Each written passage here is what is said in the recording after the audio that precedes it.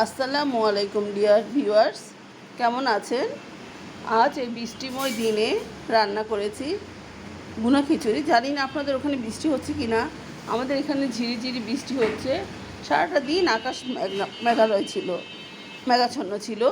দিনটা খুবই সুন্দর, তাই চিন্তা করে দেখলাম ভুনা খিচুড়ি রান্না করি। সাথে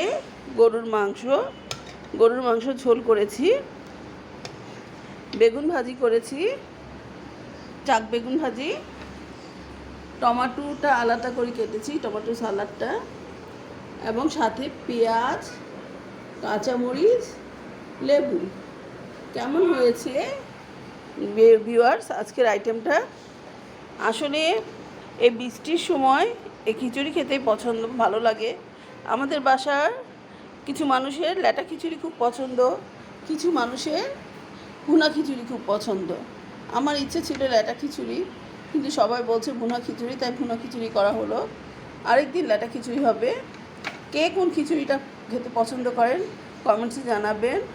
আমার ভিডিওগুলি যদি ভালো লাগে অবশ্যই সাবস্ক্রাইব করবেন, আমার পাশে থাকবেন, লাইক দিবেন ও কমেন্টস করবেন। আসসালামু আলাইকুম।